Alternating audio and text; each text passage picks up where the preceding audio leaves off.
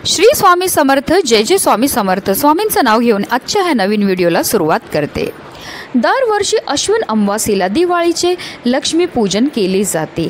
हिंदू धर्मातील हा सर्वात मोठा सण मानला जातो।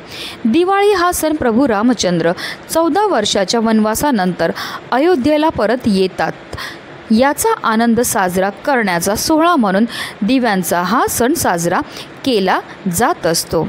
अयोध्या नगरी त्यावेळी दिव्यांनी आणि रांगोळीने सजली होती। त्या दिवसांची आठवण म्हणून दिवाळी हा सण साजरा करण्याची परंपरा चालत आली आहे। पंचांगानुसार अश्विन कृष्ण अमावास्येला देवी लक्ष्मीची आराधना केली जाते। या दिवशी देवी लक्ष्मीसोबत धनाचे देवता कुबेर आणि गणपती बाप्पांची पूजा करणं शुभ मानलं जातं। दिवाळीत देवी लक्ष्मीची पूजा ही प्रदोष काळात केली जाते। अमावास्या ही 31 ऑक्टोबरला दुपारी 3:52 सुरू होईल। तसेच अमावास्या ही 1 नोव्हेंबरला संध्याकाळी 6:16 समाप्त होईल। ज्योतिषशास्त्रानुसार उदयतिथी 1 नोव्हेंबरला येते, त्यामुळे या दिवशी लक्ष्मीपूजन हे केले जाईल। 1 नोव्हेंबरला संध्याकाळी 6:04 पासून ते रात्री 8:35 लक्ष्मीपूजनाचा मुहूर्त असल्याचं सांगितलं आहे। पण या 2 तासात जवळपास 12 मिनिटाचा सर्वात शुभ मुहूर्त आहे। हा मुहूर्त संध्याकाळी 6:04 पासून सुरू होईल आणि तो संध्याकाळी 6:16 संपेल। त्यामुळे आपल्याला सर्व पूजेची तयारी आधीच करून ठेवायची आहे आणि या शुभ मुहूर्तावर आपल्याला माता लक्ष्मी तसेच कुबेर देवता आणि गणपती बाप्पांची पूजा ही करायची आहे। या दिवशी शुक्रवार असून स्वाती नक्षत्र पडत आहे, त्यामुळे देवी लक्ष्मीसोबत शुक्राचा प्रभाव असणार आहे। शुक्र हा ग्रह भौतिक सुखांचा कारक आहे, त्यामुळे या दिवसाचं महत्त्व आणखी वाढलेलं आहे। माता लक्ष्मीला या काळात त्यांच्या प्रिय वस्तू अर्पण केल्याने खूप शुभ फळ मिळतं। ज्योतिषशास्त्रानुसार देवी लक्ष्मीला कमळाचे फूल, कमळाच्या बिया, बताशे, खीर आणि गुलाबाचं अत्तर अतिशय प्रिय आहे। म्हणून आवर्जून आपल्याला लक्ष्मीपूजनाच्या दिवशी या सर्व वस्तू माता लक्ष्मीला अर्पण करायच्या आहेत। या दिवशी आपल्याला पूजा तर करायची, सेवा तर करायची, पण त्याचबरोबर काही विशेष उपायसुद्धा करायचे आहेत। आणि म्हणूनच आपल्याला लक्ष्मीपूजनच्या दिवशी गाईला ही एक वस्तू खायला द्यायची। ही वस्तू खायला दिल्यामुळे प्रखरातला प्रखर पितृदोष, ग्रहदोष, इडापिडा तर नष्ट होणारच आहे, पण आपलं 7 पिढ्यांचं दारिद्र्य नष्ट होऊन आपल्या संपूर्ण कुटुंबाची भरभरून अशी प्रगती होणार आहे। आपल्या मनातल्या प्रत्येक मनोकामनासुद्धा पूर्ण होणार। अतिशय उच्च कोटीची ही सेवा जी प्रत्येकाने लक्ष्मीपूजनच्या दिवशी करायची, त्याबद्दल सविस्तर आणि महत्त्वाची माहिती मी तुम्हाला या व्हिडिओमध्ये देणार आहे। तर व्हिडिओ पूर्ण पहा आणि जर चॅनलवर नवीन असतील तर चॅनलला सबस्क्राईब करा आणि शेजारी बेल आयकॉनसुद्धा प्रेस करा।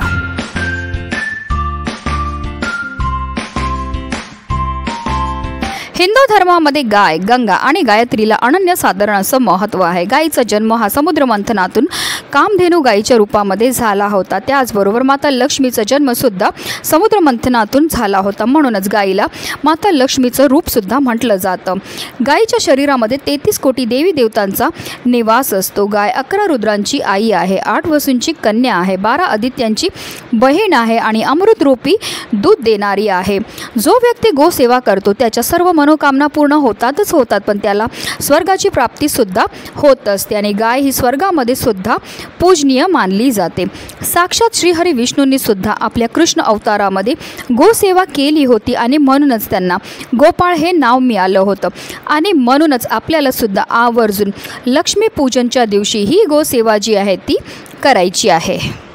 तर आपल्याला लक्ष्मीपूजनच्या दिवशी सकाळी ब्रह्ममुहूर्तावर उठायचं आणि अभ्यंग स्नान ही करायची आहे। स्नान केल्यानंतर आपल्याला स्वच्छ वस्त्र हे परिधान करायचे। त्यानंतर सर्वप्रथम आपल्याला देवघरामध्ये दिवा हा प्रज्वलित करून घ्यायचा आहे, कारण कोणतीही सेवा किंवा कोणताही उपाय जो आहे तो आपल्याला अग्नीच्या साक्षीने करायचा। त्यानंतर आपल्याला विधिवत देवपूजा ही करून घ्यायची आहे। देवपूजा करून झाल्यानंतर तुम्ही ही सेवा जी आहे ती दिवसभरामध्ये कधीही करू शकतात।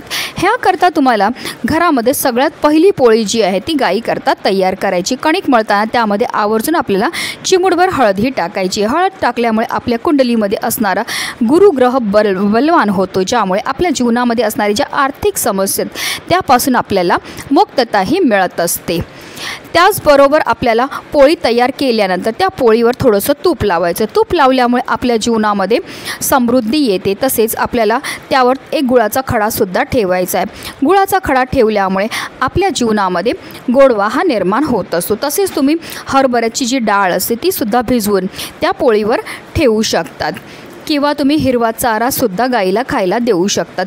हिरवा चारा गाईला खायला दिल्यामुळे आपल्या कुंडलीमध्ये असणारा बुध ग्रह बलवान होतो, ज्यामुळे आपली निर्णय घेण्याची जी क्षमता आहे ती वाढते आणि आपल्याला प्रत्येक क्षेत्रामध्ये भरभरून यश हे प्राप्त होत असतं. तर तुम्हाला ह्या वस्तूंपैकी ज्या तुम्हाला शक्य असतील त्या आपल्याला गाईला खायला द्यायच्यात. आता गाय जर तुमच्या घरी असेल तर ही गोसेवा तुम्ही घरच्या घरी करू शकतात किंवा तुम्ही एखाद्या गोठ्यात जाऊ शकतात, गोशालेमध्ये जाऊ शकतात किंवा वाटेत कुठेही तुम्हाला गाय ही भेटणार आहे.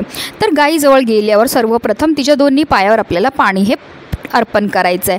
त्यानंतर तिला हळद कुंकू अक्षदा अर्पण करायचे, तिची आरती करून घ्यायची आणि त्यानंतर ही पोळी जी आहे ती आपल्या हातामध्ये घ्यायची आणि आपल्या हातातनं तिला ही पोळी जी आहे ती खायला द्यायची.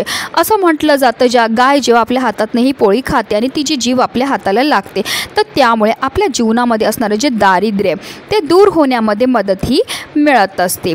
गाईला पोळी खायला दिल्यानंतर आवर्जून तिला थोडंसं पाणीसुद्धा आपल्याला प्यायला द्यायचं. त्यानंतर आपल्याला गाईभोवती 11 प्रदक्षिणा ह्या मारायच्यात. प्रदक्षिणा मारताना आपल्याला निरंतर ओम नमो भगवते वासुदेवाय या प्रभावी मंत्राचा जप हा करायचा आहे. प्रदक्षिणा करून झाल्यानंतर आपल्याला गाईच्या पायाखालची थोडीशी माती उचलायची आहे आणि तिने आपल्या कपाळावर टिळा हा लावायचा आहे. कारण जो व्यक्ती गाईला हाताचा स्पर्श करून प्रदक्षिणा करतो तसेच तिच्या चरणाखालील धूळमस्तकी लावतो त्याला पृथ्वी प्रदक्षिणेचे व सर्व तीर्थांमध्ये स्नान केल्याचे पुण्य हे प्राप्त होत असतं.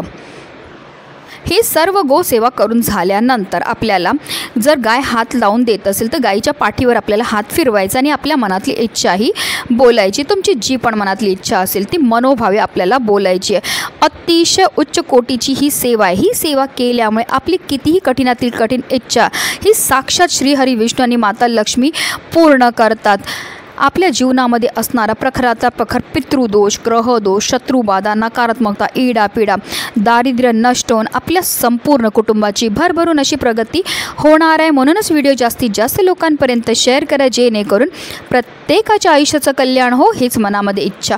श्री स्वामी समर्थ. जय जय स्वामी समर्थ.